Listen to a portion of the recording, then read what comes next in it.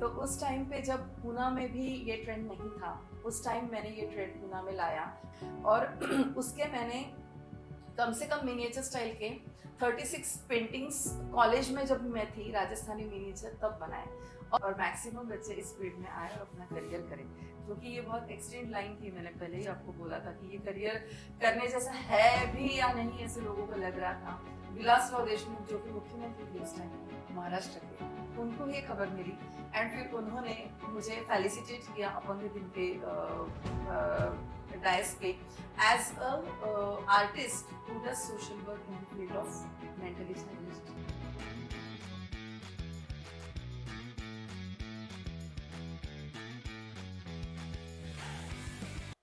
आज एक नया दिन, एक नई पॉडकास्ट और एक नए इंसान।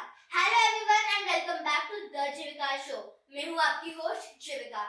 आज के एपिसोड में हम मिलने वाले हैं एक ऐसे गेस्ट से जो आर्ट की दुनिया में रिकॉर्ड तोड़ चुकी है, जिन्होंने रंगों से कहानियां बनाई हैं और जिनके आर्ट के पीछे होता है एक स्पिरिचुअल टच, जिनके काम को Limca book of records, Asia book of records और इंडिया बुक ऑफ रिकॉर्ड्स ने भी रिकॉग्नाइज किया है। और उनका रंगोली स्टाइल तो इतना अलग है कि उनके हर डिजाइन में दिखता है कुछ नया, कुछ मैजिकल। क्या आप गेस कर पा रहे हो कौन है वो? तो चलिए सस्पेंस को एंड करते हैं। Now welcome Dr. Supriya on the Jivika Show. Welcome Dr. Supriya on the Jivika Show. Thank you so much जीविका। आपने अपनी जर्नी आर्ट से कैसे शुरू की? वैसे बचपन से ही मैं आर्ट में बहुत इंटरेस्ट रखती थी। मेरी मम्मी के थ्रू मुझ में आर्ट आया। मेरी मम्मी बहुत अच्छा drawing and painting and rangolis बनाती थी, बट उस टाइम का सिचुएशन ऐसा था कि मम्मी उस टाइम पे उस चीज़ में करियर नहीं कर पाई, क्योंकि आर्ट का जो फील्ड होता है वो बहुत ही एक्सटेंड फील्ड होता है। उस टाइम पे उस वक्त आर्ट में ग्रेजुएशन या पोस्ट ग्रेजुएशन पॉसिबल नहीं थे। सो मम्मी का देख के ही मैं रंगोली सीखी, फिर आर्ट एंड क्राफ्ट में इंटरेस्ट आया। स्कूल में यूँ होता था कि हर कंपटीशन में rangoli prize, handwriting prize, drawing, painting, art and craft के प्राइजेस मुझे ही मिलते थे। अप टू 10th मेरा यही सिलसिला शुरू रहा। तो उसके बाद मुझे और पूरे स्कूल को ये पता चल गया कि I am the person who is very much interested into art, everything into art. Okay, तो फिर उसके बाद जब 10th आया तब मैंने फिर मैथमेटिक्स छोड़ने का, फिर साइंस ज्वाइन करने का 11th 12th में मेरे पेरेंट्स ने सोचा, क्योंकि मेरी जो फैमिली है वो डॉक्टर्स फैमिली है, everybody belongs to the medico background, proper medico background. तो उनका ये कहना था कि मैंने साइंस लेना चाहिए। फिर उस वक्त में पीएमटीज था, मतलब प्री मेडिकल टेस्ट हुआ करते थे। तो फिर मुझे एक साइंस के कॉलेज में एडमिशन दी गई ताकि मैं साइंस में करियर करूं और मेडिकल फील्ड में 12th के बाद जाऊं। उस हिसाब से मैंने 11th 12th किया और मैंने पीएमटी जो एग्ज़ाम होती है वो क्रैक भी की। फिर मुझे उस टाइम पे मेडिकल की एक्सट्रीम होती है डेंटल, वहाँ पे भी एडमिशन मिल रहा था, पर मैं वो करना चाह नहीं रही थी, क्योंकि मुझे कुछ तो अलग करना था। मुझे मेरे आर्ट को, हॉबी को जो था वो उसमें करियर में कन्वर्ट करना था। तो उस टाइम पे ये फील्ड वैसे भी बहुत एक्सटेंड थी और ऐसा बोला जाता था कि जिसको कुछ नहीं आता है वो आर्ट करता है। मतलब medical and engineering were very top most field, अभी भी है, उस वक्त भी थे। तो सब यही चाह रहे थे कि मैंने पीएमटी एग्ज़ाम अच्छे से क्रैक कर ली है, 12th में मुझे अच्छे मार्क्स थे, तो मैं साइंस के या मेडिकल के किसी लाइन में मेरा करियर करूँ। फिर मैंने डेंटल की एडमिशन रिजेक्ट की। उसके लिए मुझे काफ़ी मेरे पेरेंट्स के मतलब थॉट्स थे, उनके खिलाफ जाना पड़ा। I was a rebellion child, born as a rebellion child. तो ऐसा था कि घर पे बहुत ही स्ट्रिक्ट सब कुछ एटमॉस्फेयर था, बट मेरे पापा की मैं बहुत ज़्यादा चहेती थी। तो मैं कुछ रिबेलियन कर जाती थी तो पापा उसके ऊपर ज़्यादा रिएक्ट नहीं करते थे, और ये सब मुझे पता था। इसीलिए मैंने सोचा कि नहीं, मैं ये एडमिशन रिजेक्ट करूँगी मेडिकल की, एंड मैं मतलब पेंटिंग का जो एंट्रेंस होता है जिसको अभी सीईटी बोलते हैं, उस टाइम पे भी सीईटी हुआ करता था पेंटिंग में, ऑल ओवर महाराष्ट्र वो एग्ज़ाम होती है। तो वो एग्ज़ाम मैंने देने का डिसाइड किया। वो एग्ज़ाम जब मैंने दी तब मैं ऑल ओवर महाराष्ट्र उसमें 5th मेरिट थी वो एग्ज़ाम में। तो उस टाइम पे मुझे जेजे स्कूल ऑफ आर्ट में भी एडमिशन मिल सकता था because of this scholarship, but as मैं नागपुर से बिलोंग करती हूँ, तो हमारे नागपुर में चित्रकला महाविद्यालय, दैट इज़ अभी उसको government art and craft college ऐसे बोला जाता है, तो उस कॉलेज में मैंने एडमिशन ली एंड फिर मैंने ग्रेजुएशन के कोर्स के लिए शुरुआत की। तो इस तरीके की मेरी बचपन की जर्नी रही है। तो जब आप छोटी थी, क्या आपको रंगोली बनाने का या फ्लोर पे आर्ट करने का शौक था? हाँ, मेरी मम्मी रोज आंगन में रंगोली बनाया करती थी, और मम्मी के साथ ही मैं जब छोटी थी तो बाजू में एक कटोरा लेके रंगोली का बैठ जाती थी। फिर मम्मी जैसे स्ट्रोक्स लगाती थी वैसे मैं लगाती थी।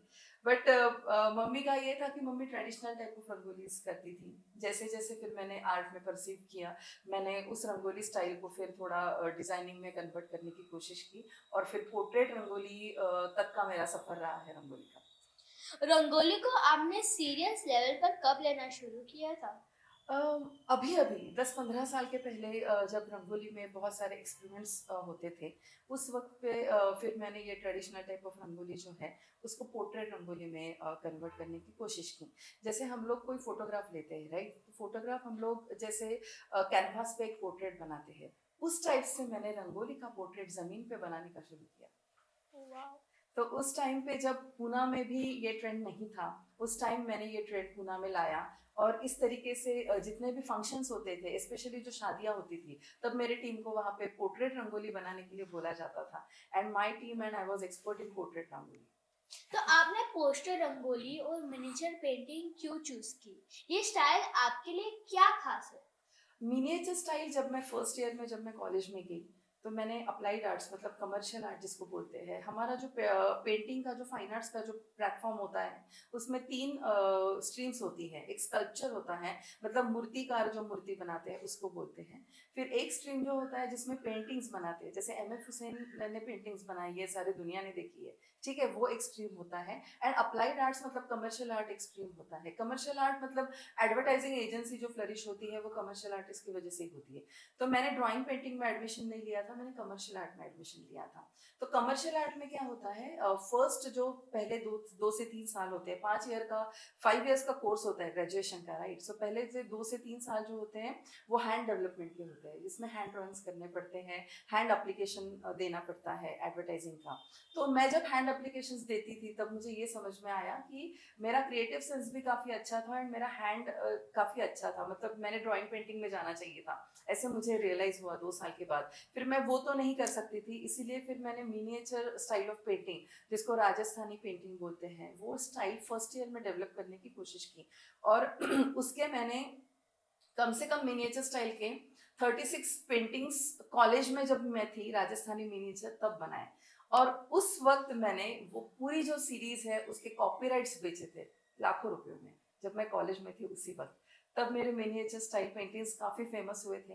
एंड अभी जो मैंने मिनिएचर स्टाइल कॉपीराइट्स बेचे हैं, उसके पोस्टर्स आपको हर जगह मिल जाएंगे देखने के लिए और वो 22 से 25 साल पहले हुई चीज़ है। वाह। तो जब लोग कहते हैं कि आपका आर्ट अलग है, तो आप क्या महसूस करते हो? देखिए, आर्ट अलग है, वो सुनना एक कॉम्प्लीमेंट है, मतलब बहुत बड़ी चीज़ होती है। आर्टिस्ट तो काफ़ी सारे हैं, राइट, बट हम लोग आर्ट फील्ड में एक तो एक बहुत अलग फील्ड से मैं बिलोंग करती हूँ। आर्ट फील्ड ही काफ़ी अलग फील्ड है, और उसमें भी अगर आर्ट आपको अलग स्टैंड आउट करना है, उसके लिए काफ़ी एफर्ट्स करने पड़ते हैं। आर्ट में काफ़ी सारे एक्सपेरिमेंटेशंस भी करने पड़ते हैं।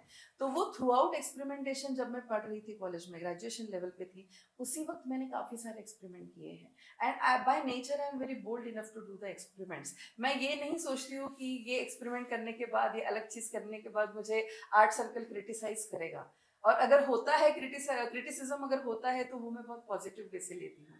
तो मैं ये सोचती नहीं हूँ कोई भी स्टेप लेने से पहले। अगर मैं सोचते बैठ गई तो मैं एक्सपेरिमेंट्स कर ही नहीं पाऊंगी, और मेरे अलग से स्टाइल मैं बना ही नहीं पाऊंगी। तो आपके लिए आर्ट का मतलब क्या है? सिर्फ ड्राइंग या उससे ज्यादा? Art is a meditation for me. मैं जब भी थोड़ा डिप्रेस हो जाती हूँ या मुझे थोड़ा लो लगता है, तब मैं मेरा आर्ट करती हूँ।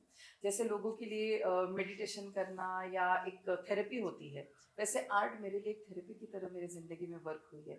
क्योंकि कैसा है ना, आर्ट करियर अभी 25 years I am in this field, art field. तो हमारे फील्ड में काफ़ी अप्स एंड डाउन्स आते हैं। We are not into the field जहाँ सब चीज़ें स्मूथ चल रही है। You know, people recognize you with big names, like you know ये इस फील्ड में से है, या फाइनेंस में से है, या आईटी में से है। यू नो, ऐसा कुछ फील्ड नहीं है।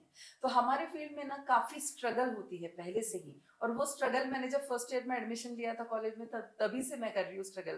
क्योंकि पहली स्ट्रगल मुझे थोड़ा फैमिली के लोगों से भी करनी पड़ी, क्योंकि मेरे पेरेंट्स तो चलो बहुत फॉर थे बाद में, यू नो, ये सब चीज़ों के लिए।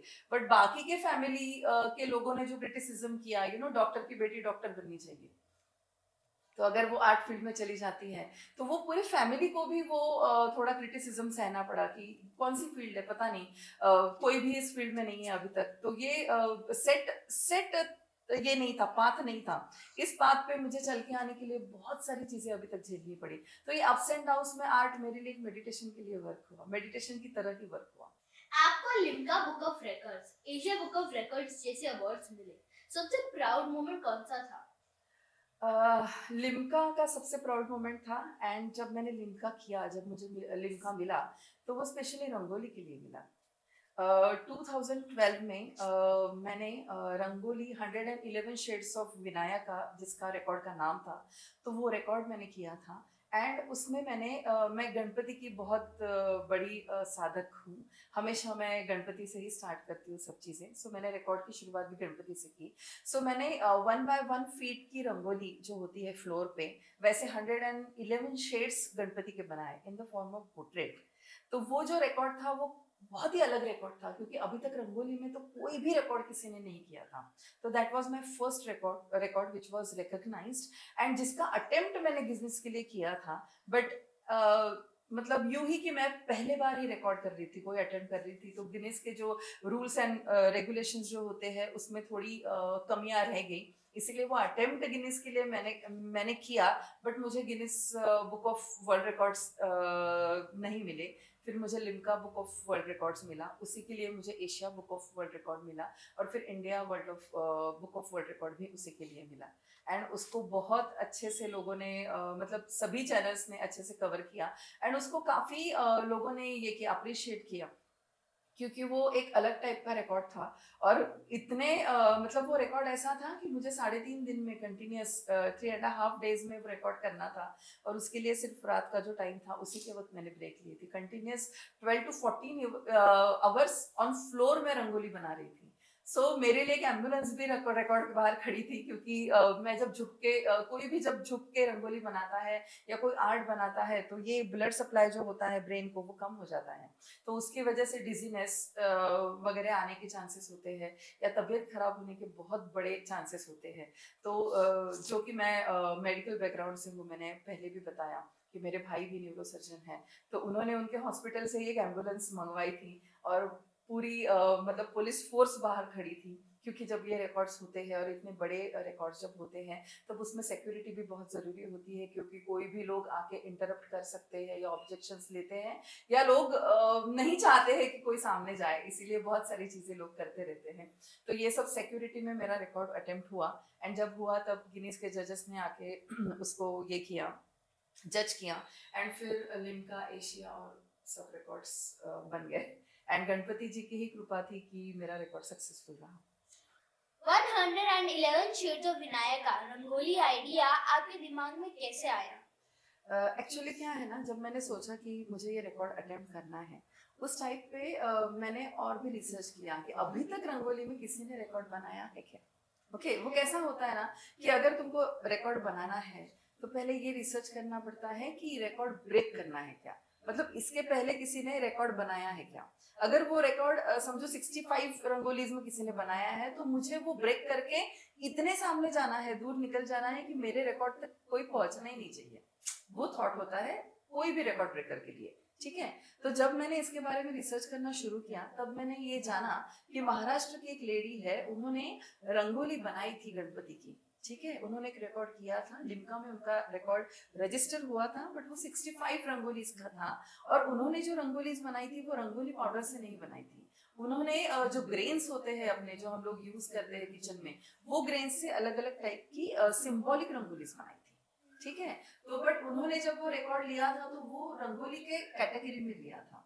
तो कैसे होता है, ग्रेन्स से जब आप रंगोली बनाते हो तो ग्रेन्स आप फ्लो कर सकते हो इजीली, उसके लिए टाइम कम लगता है।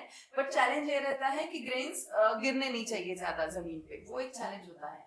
बट जब आप रंगोली से रंगोली बनाते हो तो उसके लिए चैलेंज ये होता है कि रंगोली के भी ग्रेन्स जो है वो गिरने नहीं चाहिए, वो एक दूसरे में अच्छे से मर्ज होने चाहिए, ब्लेंड होने चाहिए, ताकि रंगोली में जो हम लोग पोर्ट्रेट क्रिएट करेंगे गणपति का, तो वो पोर्ट्रेट मर्ज होना चाहिए, कान कान लगना चाहिए, आंख आंख लगनी चाहिए, मतलब वो विजुअल एक्सप्रेशंस जो है वो बराबर आने चाहिए। That is a biggest challenge. और ये चैलेंज फुलफिल करने के लिए बहुत स्किल लगता है और टाइम लगता है। मतलब अगर मैं एक रंगोली का पोर्ट्रेट बनाती हूँ गणपति का, तो जो मैं ग्रेन्स से बना सकती हूँ उससे मुझे 10 टाइम्स ज्यादा स्किल और टाइम रंगोली का पोर्ट्रेट बनाने में लगेगा गणपति का। तो वो रिकॉर्ड मैंने उसके बारे में स्टडी की, उसके जो कुछ भी मतलब माइन्यूट सी चीजें थी उसके बारे में स्टडी किया। एंड फिर मैंने सोचा कि ये रंगोली के कैटेगरी में लिया है, रंगोली पाउडर से नहीं बनाया है। तो अगर मैं रंगोली पाउडर से बनाऊंगी और 65 का मैं डबल कर दूंगी एट अ टाइम, तो उसका जो रेंज रहेगा उस तक कोई पहुंच ही नहीं पाएगा। और अभी तक 2014 में मैंने रिकॉर्ड किया था, और अभी तक वो रिकॉर्ड किसी ने भी हाथ नहीं लगाया, अनटच्ड है वो रिकॉर्ड अभी तक।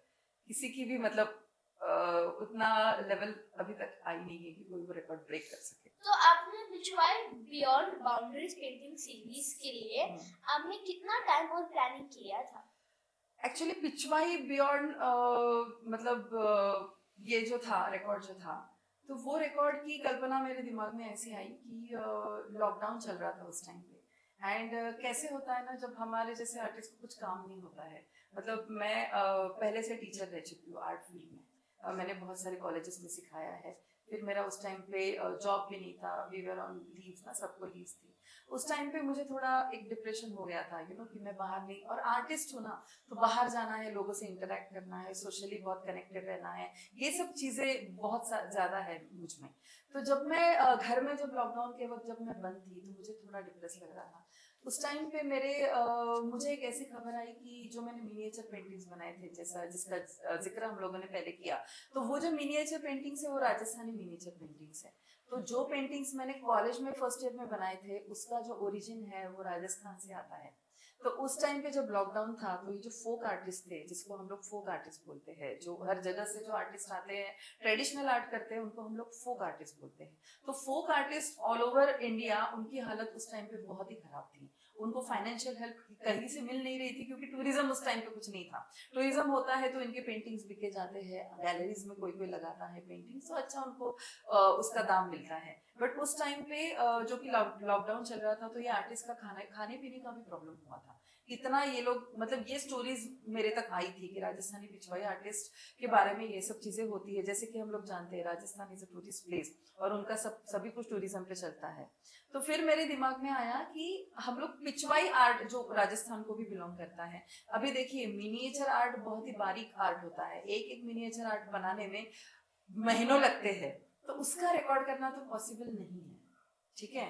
तो अभी मैं रिकॉर्ड किस चीज का बना सकती हूँ, तो पिछवाई आर्ट जो होता है उसमें थोड़ा कम डिटेलिंग होता है as compare to miniature, but वो बहुत हाई लेवल का उसमें हुनर लगता है वो आर्ट बनाने में।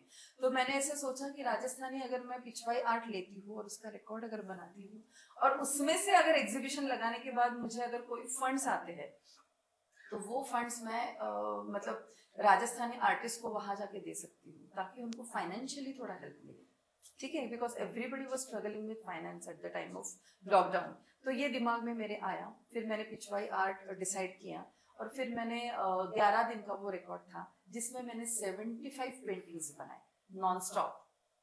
75 paintings, yes, non stop 75 paintings बनाए। और उसके लिए जो सपोर्ट है, क्योंकि बहुत ज्यादा एशिया का रिकॉर्ड था, लॉकडाउन चल रहा था, और सब मतलब अरेंजमेंट करना था, वीडियोग्राफी, नॉन स्टॉप रिकॉर्डिंग करना था उसका, तो उसके लिए मुझे फाइनेंस काफी लग रहा था। I was myself struggling with finance at that time, क्योंकि मेरा जॉब बंद था इसके वक्त। Then I started searching for the sponsors. तो क्या होता है कि लॉकडाउन में स्पॉन्सर्स भी बहुत ज़्यादा कुछ इच्छुक नहीं थे, बट जो कि मेरा टीचिंग फील्ड रहा है हमेशा, तो आर्ट के फील्ड में मुझे हर यूनिवर्सिटी में और हर कॉलेजेस में मुझे लोग जानते हैं पूरे महाराष्ट्र में। तो फिर तिलक महाराष्ट्र विद्यापीठ जो है पूना का, मुकुंद नगर में जिनका मेन हेडक्वार्टर्स है, तो उनको कहीं से ये बात पता चली कि I am searching for sponsors और मुझे आर्ट फील्ड में पिछवाई का रिकॉर्ड बनाना है। तो उस टाइम फिर गीताली तिलक मैडम जो है, डॉक्टर गीताली तिलक मैडम जो है, जो अभी हेड करती है तिलक महाराष्ट्र विद्यापीठ को, फिर उनको मैंने अप्रोच किया एंड फिर उन्होंने उनका जो भी फोटोग्राफी का जो पूरा डिपार्टमेंट था, वहां से मुझे वीडियोग्राफी एंड फोटोग्राफी का पूरा 11 दिन का सपोर्ट दिया। एंड उसके बाद हमने ये रिकॉर्ड किया, शूट हुआ, ये रिकॉर्ड नॉन स्टॉप हुआ। It was a successful record, Asia की पूरी टीम आई थी। एंड सबसे बड़ा थैंक यू मैं मतलब तिलक महाराष्ट्र विद्यापीठ एंड गीताली तिलक को करना चाहूंगी, क्योंकि उन्होंने उसका एग्जीबिशन मुझे जब लगाना था लॉकडाउन के पीरियड में, तब सब गैलरीज भी बंद थी पुणे की, तो कोई भी गैलरी खोलने के लिए रेडी नहीं था। तो उन्होंने मुझे बोला कि पुलिस का सब कुछ सिक्योरिटी था उस टाइम पे, तो उन्होंने मुझे बोला कि सुप्रिया, हम लोग तुम्हारा जो एग्जीबिशन है एंड एशिया का जो जजिंग है, हम लोग वो केसरीवाड़ा में करते हैं। केसरीवाड़ा तिलक का बहुत बड़ा पुराना प्रॉपर्टी है। फिर वहां पे उनका एक एग्जीबिशन का हॉल नहीं था, बट एक कॉमन हॉल था। तो फिर वहां पे हमने स्टैंडीज लगाए एंड फिर वहां पे पूरा सेटअप, एग्जीबिशन जैसे सेटअप बनाने की कोशिश की। एंड फिर वहां पे एशिया के लोग आए, उन्होंने जजिंग की। एंड ऑफ कोर्स इस सब चीज के लिए दीपक तिलक जो है, जो मेन है तिलक महाराष्ट्र विद्यापीठ के, वो इनॉग्रेशन के लिए आए और उनकी पूरी टीम जो थी वो वहां पे थी। And with all police security, at the time of lockdown भी 50 लोग 80 लोग तक चले गया था वो मैटर, क्योंकि बहुत बड़े बड़े लोग आए थे, आर्टिस्ट वहां पे आए थे इनॉग्रेट भी करने के लिए और देखने के लिए एग्जीबिशन। तो ऐसे सब सिक्योरिटी में विद ऑल द सपोर्ट मेरा एग्जीबिशन हो गया, जजिंग हुआ एशिया का। एंड फाइनली मुझे एशिया बुक ऑफ रिकॉर्ड्स उन्हीं के हाथों से केसरीवाड़ा में मतलब दिया गया, फेलिसिटेट किया गया। वाह। तो जब आपको लंदन में अवार्ड मिला, आपका पहला रिएक्शन क्या था? लंदन में मुझे वाणी आर्टिस्ट ऑफ द ईयर 2017 का अवार्ड मिला। सो लंदन का ऐसा रहा कि मेरे हस्बैंड आईटी में है, तो उनकी वजह से मुझे लंदन जाने का चांस मिला। तो चांस तो चलो मिल गया मुझे, बट वहां जाने के बाद मैंने बहुत सारी चीजें करने की कोशिश की, क्योंकि मैं ऐसे वीजा पे थी जहाँ पे मैं वर्क कर सकती थी। तो मैं जॉब भी कर सकती थी एंड मेरा कुछ प्राइवेट मुझे करना है वो भी कर सकती थी। तो Vani artist of the year award ऐसे मिला क्योंकि मैं बहुत सारे एग्जीबिशंस लंदन में कर रही थी उस टाइम पे। तो पूरे हिंदू कम्युनिटी में I was very famous for art at that time, क्योंकि मेरे नेहरू आर्ट में भी एग्जीबिशन हो चुका था, बबल्स गैलरी में भी एग्जीबिशन हो चुका था। तो जब वाणी आर्टिस्ट ऑफ द ईयर जब अवार्ड हुआ, तो वहां पे नॉमिनेशंस आए ऑल ओवर लंदन, नॉमिनेशंस आए ऑल ओवर यूके, नॉमिनेशंस आए आर्टिस्ट की। एंड बहुत सारे आर्टिस्ट जो वहाँ पे ऑलरेडी सेटल थे, उनके भी सब नॉमिनेशंस आए। तो वहाँ पे भी एक पैनल था जिन्होंने नॉमिनेशंस देने के बाद इंटरव्यू किया, जो आर्ट है आपका उसको मतलब उसकी क्या ऑथेंटिसिटी है वो सब चेक की। एंड उसके बाद उन्होंने उस पैनल ने फिर मुझे वाणी आर्टिस्ट ऑफ द अवार्ड ये दिया। एंड उसमें कम से कम 25 to 27 आर्टिस्ट नॉमिनेटेड थे ऑल ओवर यूके। इतने सारे अवार्ड के बाद भी आपको अभी भी कुछ नया सीखने का मन करता है? यस और नो? हाँ, सीखना है मुझे। आर्कियोलॉजी में एमए करना है, जो मेरा रह गया है बहुत दिनों से। मैं वास्तुकला जिसको बोलते हैं, इंटीरियर एंड स्थापत्य कला जिसको बोलते हैं, आर्किटेक्चर, और हमारा जो हिस्ट्री ऑफ आर्ट है, तो ऐसे मिला के मुझे जो पुराने मंदिर है या पुराने जो यूनेस्को साइट्स हैं वहाँ जाके मतलब हिस्ट्री जाके देखना है। अजंता एलोरा तो चलो हम लोग बहुत कॉलेज में घूम चुके हैं, तो ये सब चीज़ों में मेरा बहुत इंटरेस्ट है। इससे मुझे एमए आर्कियोलॉजी करना है, वो ड्रीम है मेरी। मुझे अभी भी वो परसीव करना है। एंड मुझे फिर से एक पीएचडी करनी है, इन एकेडमिक पीएचडी करनी है। एक्चुअली मैं डबल डॉक्टरेट हूँ, जो जहाँ पे मुझे लिम्का ने और इन्होंने रंगोली का अवार्ड दिया था, उसी टाइम पे वर्ल्ड रिकॉर्ड यूनिवर्सिटी ने मुझे डबल डॉक्टरेट भी अवार्ड की थी उस टाइम पे। तो मुझे अभी एक एकेडमिक डॉक्टरेट भी करनी है, तो मैं चाह रही हूँ कि वो डॉक्टरेट मैं हिस्ट्री ऑफ आर्ट में करूँ। ओके। तो जब आप रंगोली बनाती हैं, पहले आप डिजाइन सोचते हैं क्या फीलिंग? फीलिंग सोचना बहुत इम्पोर्टेंट है. Thought process is more important then the mechanical things like designing. Okay, तो आपको इंस्पिरेशन किस चीज से मिलता है? भगवान, नेचर या खुद से? तीनों चीजों से मिलता है. अगर मैं भगवान के बारे में सोचती हूँ तो सबसे पहले मुझे गणेश जी आते हैं, मेरे ड्रीम्स में आके डांस करना शुरू करते हैं. कि मेरा ये पोज बनाओ, मेरा वो पोज बनाओ. एक बार मेरे ड्रीम में बाल गणेश आए थे, तो मैंने बहुत बड़ा एक बाल गणेशा का पेंटिंग बनाया था. बाल गणेश ऐसे झाड़ियों में बैठे हैं, फूलों के बीच में बांसुरी बजा रहे हैं, वैसा फीलिंग मुझे आया था. तो वो पेंटिंग मैंने बनाया था. नेहरू सेंटर में जब मेरा एग्जीबिशन हुआ था, तो वो painting was a hero painting of the exhibition. तो वैसे मुझे थॉट्स आते हैं, फिर वो स्पिरिचुअलिटी की तरफ जाते हैं, एंड फिर मैं सोचती हूँ कि फिर लास्ट में जो होता है वो टेक्निकल चीजें शुरू होती है मेरी, कि अभी इस चीज में मुझे डिजाइनिंग में क्या काम करना चाहिए. क्योंकि कोई भी चीज अगर थॉट में आती है तो वो ऐसे ही आ जाती है बस, बट उसको पेपर में अगर उतारना है या उसको कैनवास पे अगर उतारना है तो उसके लिए थोड़ा मैकेनिकल चीजें, लेआउट, वो सब डिस्ट्रीब्यूट करके अच्छे से सोचना पड़ता है. तो ही वो पेंटिंग अच्छी तरीके से पेंटिंग लगता है और वो थॉट रिप्रेजेंट होता है. तो क्या कभी ऐसा हुआ है कि एक आइडिया कुछ और था लेकिन बना कुछ और ही गया? ऐसे बहुत बार होता है. एब्स्ट्रैक्ट पेंटिंग जब हम लोग बनाते हैं तो ऐसा होता है कि सोचा कुछ और है, बट एक्सपेरिमेंट करते करते कुछ और ही निकल आता है. ये चीजें सिर्फ एब्स्ट्रैक्ट पेंटिंग में ही होती हैं. बाकी के पेंटिंग्स में फ्रेमवर्क जो होता है वो काफी सारा रेडी रहता है, दिमाग में रेडी होता है, थॉट में रेडी होता है, तो वो पेपर पे वैसे भी उतरता है. बट एब्स्ट्रैक्ट में ऐसी मतलब चीजें जो कभी कि कभी भी हो जाती पहले है. मन में आता है वो निकलते हैं. यस. मैंने भी पहले बहुत बार एब्स्ट्रैक्ट पेंटिंग किया है, क्या पता. ओके, चलो, जस्ट बिलीव इन योरसेल्फ, जो कि भी होता है वो होने वाला है. सोचते हैं हमारा कुछ होता ही अलग. तो आप लॉर्ड गणेशा को फॉलो करते हैं, क्या उनका इन्फ्लुएंस आपके आर्ट में भी दिखाया देता है? बहुत ज्यादा दिखाई देता है. I am famous as a international artist, and Ganesha artist की तरह ही मैं फेमस हूँ. कोई अगर गूगल भी करता है तो मेरा सबसे पहले गणेशा इंटरनेशनल आर्टिस्ट करके ही आता है. क्योंकि मेरा जो पहला एग्जीबिशन जो लंदन में हुआ था गवर्नमेंट आर्ट गैलरी में, जो कि नेहरू सेंटर है, तो वो जो पहला एग्जीबिशन हुआ था वो गणपति का ही हुआ था, गणेशा का हुआ था. और वहां पे मैंने 37 to 42 पेंटिंग्स सोलो एग्जीबिशंस में लगाए थे. और ये एक प्रोजेक्ट के लिए, एक एग्जीबिशन के लिए मैं 1.5 साल कंटिन्यूस वर्क कर रही थी. मतलब 14 hours daily, 14 to 16 hours daily sitting. तो जब एक आर्टवर्क कंप्लीट होता है तो आपको अंदर से कैसे लगता है? खुशी, क्या एक्साइटमेंट, क्या आप क्या महसूस करते हो? बहुत अच्छा लगता है.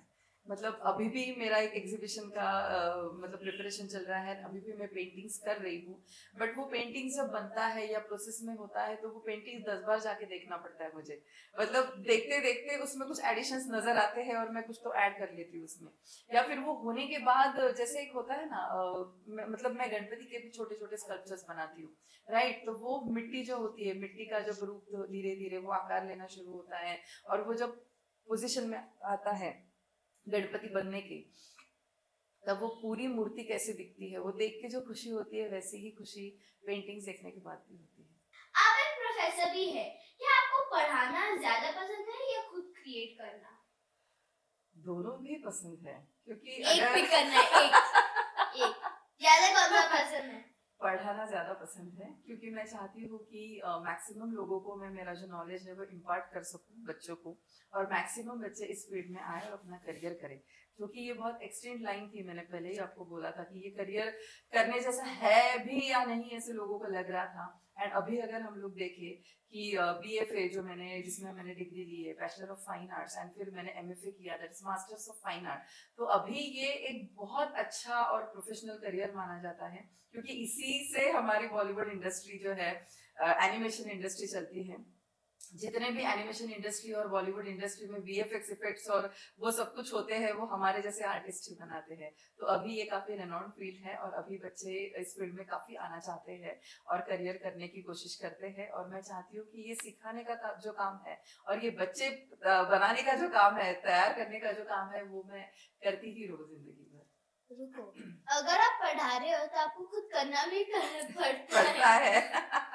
वही है, डेमोन्स्ट्रेशंस देने पड़ते हैं, क्रिएशंस भी करने पड़ते हैं. तो कुछ भी करो आपको करना ही पड़ने यस, वाला है। क्रिएशन तो खत्म होता ही नहीं है, हाँ। रुकता भी नहीं है। करेक्ट। आपने मेंटली चैलेंज बच्चों के साथ एक आर्ट Yes. एक्टिविटी की थी, वो एक्सपीरियंस आपको कैसे लगा था? जैसे मैंने आपको बोला कि 2000 में मैंने एडमिशन लिया था चित्रकला महाविद्यालय, that is government art school जो है नागपुर में जो है। तो जब मैंने फर्स्ट ईयर में एडमिशन ली, मुझे एक बहुत वाइड लेवल एक्सपोजर उस कॉलेज में मिला। मतलब कैसे होता है ना कि मैंने एक ऐसा एक्सपीरियंस वहां पे लिया कि जब तक मैं साइंस में थी, कॉलेज अटेंड करो, ये क्लास करो, वो क्लास करो, पढ़ाई पढ़ाई करो बस चौबीसों घंटे, क्योंकि मैंने पीएमटी जैसे एग्जाम, जिसको अभी नीट बोलते हैं, वो एग्जाम भी मैंने क्लियर की थी उस वक्त। तो जब मैं आर्ट कॉलेज में आई तो ऐसा एटमॉस्फेयर था कि सब लोग बहुत कूल है वहाँ पे। एंड हम लोग जब असाइनमेंट्स करते थे तो भी गाना बजाना शुरू रहता था मतलब गाना बजाना करके हम लोग असाइनमेंट्स करते थे, क्योंकि आर्ट फील्ड ऐसा होता है जहाँ पे आर्टिस्ट को फ्लरिश होना पड़ता है। अगर आपको फ्लरिश होना है तो ओपन माइंड के साथ ही करना पड़ता है। तो हम लोग ऐसे डंडा लेके कोई टीचर बैठता नहीं कि अभी असाइनमेंट कंप्लीट करो। It is all about give and take. जो आप लेते हैं वही आप आउटपुट वहां पे देते हैं। तो ये जो आउटपुट देने का जो प्रोसेस होता है वो दिन का 5 से 6 घंटा होता है, राइट। तो एक असाइनमेंट हमें दी जाती है, फिर वो असाइनमेंट हमको कंप्लीट करनी पड़ती है, बराबर। तो ये सब एक्सपेरिमेंटल बेसिस पे चलता है। तो जब ये एक्सपेरिमेंटल बेसिस का एटमॉस्फेयर मुझे फर्स्ट ईयर में मिला, तब मुझे बहुत ज्यादा वाइड लेवल एक्सपोजर मिला।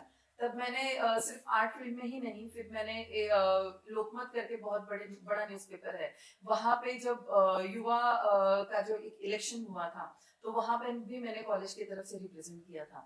तो जब मैं युवा मंच में थी लोकमत की तरफ से, तब मेरा interaction as a journalist and as a artist लोगों के साथ होता था। हम लोग कोई स्टोरीज कवर करने के लिए जाते थे कि कोई प्रोजेक्ट करते थे, ठीक है। तो वो प्रोजेक्ट में जब हम काम करते थे तब ऐसा था कि चित्रकला महाविद्यालय से मैं रिप्रेजेंटेटिव हूँ वहाँ पे, फिर आर्ट कॉलेज से कोई अलग आया है, कॉमर्स कॉलेज से कोई अलग आया है। तो ऑल प्लेटफॉर्म के हर एक कॉलेज के वहाँ पे लड़के आके एक प्लेटफॉर्म बना था, युवा मंच जिसको बोलते हैं। जब मैं युवा मंच में थी तब एक मेरी फ्रेंड थी, वो साइकोलॉजी में डील करती थी, साइकोलॉजी कॉलेज से थी। तो फिर उसने मुझे बताया कि उनको कोई प्रोजेक्ट होते हैं जो मेंटली चैलेंज लोगों के लिए होते हैं।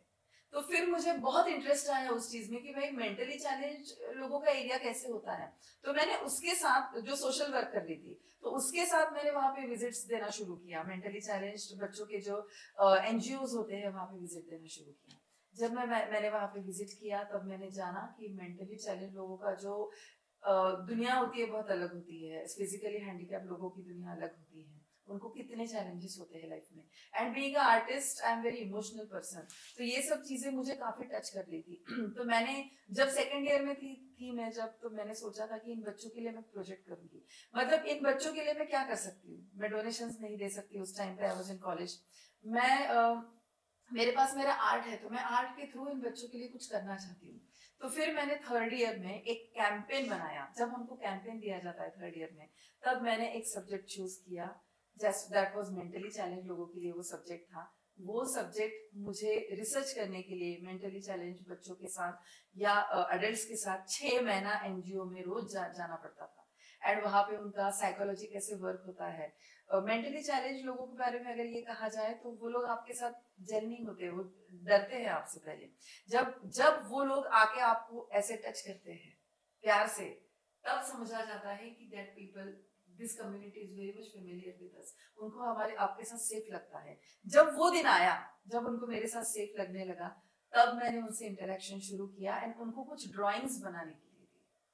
जब मैंने उनको ड्राइंग्स बनाने के लिए दिए तो मुझे पता चला कि ये लोग ड्राइंग्स के थ्रू बहुत सारी चीजें कहना चाहते हैं, रिप्रेजेंट करना चाहते हैं। तो मैंने कैंपेन तो उनके लिए बनाया, कैंपेन के लिए मैंने कविताएं की, मराठी में मैंने कविताएं की। And as a copy matter of the campaign मैंने वो कविताएं उसमें डाली।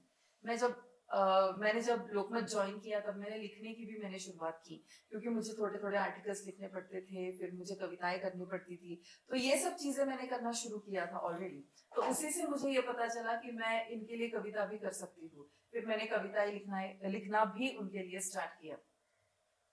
और फिर ये जब मैंने किया तो मैंने ड्राइंग्स उनसे मैंने जब बनाए थे, ये प्रोजेक्ट 6 महीना चला। तो 6 महीने में मेरे बहुत सारे अच्छे अच्छे ड्राइंग्स उनके तरफ से मुझे आए थे, बच्चों की तरफ से, अडल्ट्स की तरफ से। फिर मैंने डिसाइड किया कि इसका एग्जीबिशन होना चाहिए। इन लोगों को स्टेज मिलना चाहिए, इन लोगों को रिकग्निशन मिलना चाहिए।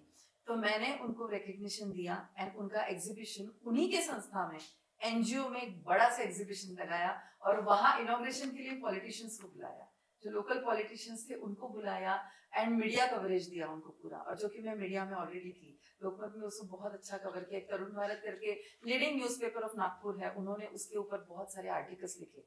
एंड फिर 2003 में जब मैं फाइनल ईयर में थी, तब वो जागतिक अपंग दिवस था। और उस टाइम पे मेरा जो ये प्रोजेक्ट था, इसकी खबर विलासराव देशमुख जो कि मुख्यमंत्री थे उस टाइम पे महाराष्ट्र के, उनको ये खबर मिली एंड फिर उन्होंने मुझे फेलिसिटेट किया अपंग दिन के डायस पे as a artist who does social work in the field of mentally challenged students and mentally challenged people. तो मुझे उस टाइम पे अवार्ड मिला, फेलिसिटेशन विलासराव देशमुख जी थे, उनके हाथों से हुआ। एंड तरुण भारत ने इसका फुल कवरेज एंड ये लिया। एंड तरुण भारत न्यूज़पेपर के जो ऑफिशियल्स थे वो भी मेरे साथ उस वक्त थे एंड उनके लिए ये बहुत बड़ा लैंडमार्क प्रोजेक्ट बना। आपने क्रिएटिव बटरफ्लाईज नाम से एक Yes. वुमेन एम्पावरमेंट ग्रुप शुरू किया, इसके बारे में थोड़ा बताइए। यस तो ये ग्रुप भी था जो लॉकडाउन में बना। एक्चुअली क्या हुआ था, मैं लंदन में थी 5 साल, तो हम लोग जैसे ही कोविड शुरू हुआ उसके पहले इंडिया में लैंड हुए due to the covid situations, you know, क्योंकि हमें उस वक्त यूके में सेफ नहीं लग रहा था, हमें लग रहा था कि हमें इंडिया आना चाहिए। तो क्योंकि मेरा बच्चा है, you know, parents are very much worried about their kids, तो हमें ऐसा लगा कि तब ऐसी सिचुएशन थी ना कि मरना है तो चलो अपने देश में जाके मरेंगे। कोविड का ऐसा सिचुएशन था। तो हम लोगों ने जैसे ही यहाँ पे लैंड किया 2020 में दिसंबर आई थिंक, तो उस वक्त जैसे ही मैंने लैंड किया तब सब कुछ कोविड के चलते उस टाइम पे बंद हो रहा था एंड मुझे सोशल कनेक्शन ही कुछ थे नहीं उस टाइम पे। तो उस टाइम पे जो कुछ सहारा था वो इंटरनेट का था, यू नो, हमारा जो सोशल लाइफ था उसी का सहारा था। तो उस टाइम पे मेरी जो पुणे की जो फ्रेंड्स थी वो मेरे से कट ऑफ हो चुकी थी क्योंकि कोई मिल नहीं पा रहा था, क्योंकि कोविड का सिचुएशन था। तो उस टाइम पे फिर मुझे ऐसा लगा कि अभी अपने पास टाइम काफी है, मैं तो मेरा आर्ट कर ही रही थी, बट उसके पहले भी मतलब फ्रेंड्स से इंटरेक्शन होना चाहिए, इसीलिए मैंने एक प्लेटफॉर्म बनाने का सोचा, व्हाट्सएप ग्रुप, जिसका नाम फिर मैंने सोचा कि जो कि मैं क्रिएटिव फील्ड से हूँ तो वो क्रिएटिव होना चाहिए। एंड लेडीज जो होती है वो घर में बंद होती है हमेशा, मतलब कितना भी कुछ भी कहे तो भी लेडीज के ऊपर इतना रिस्पॉन्सिबिलिटीज होता है कि वो बटरफ्लाई की तरह इधर उधर नहीं जा सकती है। तो why shouldn't I create a platform जहां लेडीज, क्रिएटिव लेडीज एक साथ आए, हर फील्ड की क्रिएटिव लेडीज, एंड जहां पे मन मर्जी घूमे, मतलब बटरफ्लाई की तरह हर एक जगह पे जाए, जो कि हमारे इवेंट्स होते हैं वहां पे इंटरेक्ट करे। तो उस हिसाब से मैंने वो ग्रुप बनाया। पहले उसमें मैंने मेरे कोर जो फ्रेंड्स थे, क्लोज फ्रेंड्स थे, उनको ऐड किया एंड फिर ऑल ओवर महाराष्ट्र उसमें कम से कम 700 to 800 लेडीज ज्वाइन है आज वो ग्रुप में। एंड हम लोगों ने कोविड के वक्त उसमें बहुत सारे इवेंट्स लिए अलग अलग।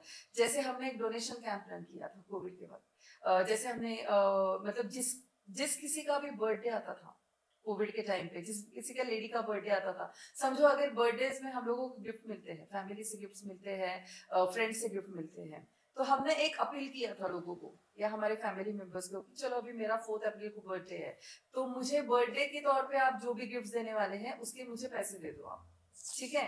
ऐसे हर एक ने अपना अपना डोनेशन निकाला बर्थडेज का, और फिर वो डोनेशन हमने जमा करके एक डोनेशन ड्राइव रन किया। एंड फिर उस ड्राइव के चलते हमने महाराष्ट्र के हर स्टेट में एक एनजीओ को कनेक्ट किया, और वो एनजीओ को हमारा डोनेशंस भेज के जो लोग जिनको खाना पीना मुश्किल था, जैसे 4 क्लास के जो लोग हैं जिनका खाना पीना सब रोज के काम के हिसाब से होता था, तो उन लोगों को हमने दाल चावल जितना भी डेली नीड्स है वो प्रोवाइड किया उस डोनेशन की तरफ से। एंड ऐसा हमने डोनेशन कैंप उस टाइम पे रन किया ऑल ओवर महाराष्ट्र। एंड उसके बाद फिर हमने बहुत सारी एक्टिविटीज ली, जैसे हमने बहुत अलग अलग फील्ड में, क्रिएटिव बटरफ्लाईज एक्चुअली करता क्या है वो मैं आपको बताना चाहूंगी। क्रिएटिव बटरफ्लाईज एक वुमेन एम्पावरमेंट ग्रुप है। वुमेन एम्पावरमेंट ग्रुप है, मतलब ऐसा है कि अगर मैं घर से खाना बना रही हूँ और मुझे वो लोगों की तरफ आना है, मुझे कुछ ऑर्डर्स लोकल एरिया से चाहिए, तो फिर क्रिएटिव बटरफ्लाईज आपको हेल्प करेगा, वो प्लेटफॉर्म देगा। अगर आपको स्टेट लेवल पे करना है तो भी देगा, नेशनल लेवल पे करना है तो भी देगा, एंड इंटरनेशनल लेवल पे करना है तो भी देगा। तो ये सपोर्ट बिजनेस एक्सचेंज करना या बिजनेस को फ्लरिश करना हर किसी के, ये काम मोस्टली क्रिएटिव बटरफ्लाइज करता है। तो उस वक्त में भी हमने ये काम किया, हमने एक इंटरनेशनल प्लेटफॉर्म बनाया। उस प्लेटफॉर्म पे हम लोग आके लाइव करते थे, जो कि मेरा पेज था, उस पेज पे हम लोग लाइव करते थे। एंड वहां से जितने लोग वो चीजें देखते थे या करते थे, तो वो चीजें सब हम लोग कोविड में लोग घर बैठे ही पार्सल्स या जो कुछ भी हम मंगवाते थे। एंड इस तरीके से कोविड में भी हमने लोगों को थोड़ा पैसे जनरेट करने का एक मौका क्रिएटिव बटरफ्लाइज ने दिया। एंड फिर जब कोविड हट गया, तब हमने एक physical offline program award show लिया क्रिएटिव बटरफ्लाइज का, जिसका नाम था ऑरेंज सिटी अवार्ड्स करके, जो हमने कोविड के बाद लिया, जो हमने 2023 में आई गेस लिया, दिसंबर 22 में हमने ये अवार्ड शो लिया। एंड ये अवार्ड शो हमने नागपुर में लिया, क्योंकि नागपुर मेरी जन्मभूमि है। कर्मभूमि तो चलो पुणे है, लंदन है, कर्मभूमि है, बट नागपुर जन्मभूमि है, तो मैं चाह रही थी कि जन्मभूमि से शुरुआत हो। एंड हमारी जो बहुत सारी लेडीज जो है, 50% लेडीज जो है वो विदर्भ से है, तो वहां पे जाके हमने ये प्रोग्राम लिया। एंड इसके लिए बावनकुळे सर जो अभी मिनिस्ट्री में है, वो आए थे इनॉग्रेशन के लिए। एंड बहुत सारे सेलिब्रिटीज आए थे इनॉग्रेशन के लिए, मराठी फिल्म इंडस्ट्री के सेलिब्रिटीज आए थे। एंड वो शो जो था, उसमें हमने फैशन शो और सभी कुछ ऐड किया था। एंड वो बहुत बड़ा अवार्ड फंक्शन रहा, एंड जिसकी सराहना पूरे नेशनल लेवल पे हर जगह हुई। तो वाह, दैट्स अमेजिंग। तो जो लोग आर्ट सीखना चाहते हैं, उनके लिए आप एक सिंपल वन लाइन मैसेज क्या होगा? Follow your dreams, whatever they are. Okay, that's amazing. तो अब हम रैपिड फायर राउंड करेंगे। इसमें 5 क्वेश्चंस हैं। आपको ये क्वेश्चंस को 5 सेकेंड के टाइम लिमिट में आंसर करना है। और ये आइदर यस और नो क्वेश्चंस रहेंगे, वुड यू रादर क्वेश्चंस रहेंगे, या एक वर्ड 1 सेंटेंस क्वेश्चंस रहेंगे। Okay. Okay, so let's start. Yes. Rangoli या कैनवास, फेवरेट क्या है? रंगोली। ओके। गणेश या कृष्णा, किस पर आर्ट बनाना ज्यादा पसंद है? गणेशा। ओके। मॉर्निंग आर्टिस्ट या night artist? Night artist. Full night. Colour pencils या paint brush? Paintbrush. Okay. One word to describe your art style? Spirituality. Paintings. Okay. Okay, that's nice. You answered most of the questions before I even went to phone. So, okay. अगर आप artist नहीं होते तो आप क्या होते? मैं Marathi film industry में होती as actress. Okay. That is my second love, acting. Same here. Other than speaking. Yes. तो आपको कब लगा कि लोग आपको एक आर्टिस्ट के रूप में सीरियसली लेना शुरू कर रहे हैं? जब मैं कॉलेज में थी तभी मैंने क्रांति कर रही थी। मतलब जो लोगों को तब बीएफए पता नहीं था, जब मैं बीएफए कर रही थी तब मैंने वही रिश्तेदार जो मुझे पूछ रहे थे कि इस फील्ड में क्यों एडमिशन लिया है, तुमने तो डॉक्टर बनना चाहिए, या ये लेगेसी, फैमिली की लेगेसी है जो आगे लेके जानी चाहिए। बट जब मैंने अलग अलग प्रोजेक्ट्स किए एंड जब मेरा नाम हमेशा न्यूज़पेपर्स में आता था फ्रॉम फर्स्ट ईयर, तब लोगों को लगा कि नहीं, इसने सही में सीरियस फील्ड में एडमिशन ली है। एंड स्पेशली 2003 में जब मैंने बीएफए पास आउट किया एंड मेरी शादी होने के बाद मैं पुणे शिफ्ट हुई, that was the biggest change and reason why I shifted to Pune. Okay, तो पुणे में आते साथ ही मुझे 2 महीने के अंदर अभिनव कला महाविद्यालय जो पुणे में है, गवर्नमेंट कॉलेज है, वहां पे मुझे जॉब मिल गया। एंड उस टाइप पे मुझे बहुत अच्छी सैलरी मिलती थी। तो जैसे ही मुझे सैलरी मिलने लगी, फिर मुझे ससुराल के लोगों ने भी सीरियसली लेना शुरू कर दिया। ओके, तो आपके लिए अब तक का बेस्ट आर्टवर्क कौन सा रहा और क्यों? मेरा एक आर्टवर्क था जिसमें मैंने गणेशा ने बहुत सारे अलग अलग कलर्स गणेशा से फ्लो होते हैं एंड वो ऐसे फ्लो होके ऐसे बैकग्राउंड में मर्ज हो रहे हैं, यूनिवर्स में मर्ज हो रहे हैं। वो पेंटिंग मैंने नेहरू आर्ट सेंटर के लिए बनाया था and that was a hero painting. And उसका इनॉग्रेशन हमने फेसबुक लाइव में भी इनॉग्रेशन किया था, क्योंकि लंदन में जब हम लोग रहते हैं तो हमको पूरा ऑल ओवर वर्ल्ड कवर करना था, क्योंकि जो आर्टिस्ट हमारे एग्जीबिशंस में आते थे वो ऑल ओवर वर्ल्ड आते थे। तो वो जो हमने फेसबुक बुक जो लाइव किया था उस टाइम पे, तो जैसे ही वो पेंटिंग इनॉग्रेट हुआ था, एक यूएस के जो कलेक्टर है, तो उन्होंने लाइव में वो पेंटिंग देखा था और उन्होंने वो पेंटिंग वहां से ही परचेज किया था, बुक किया था।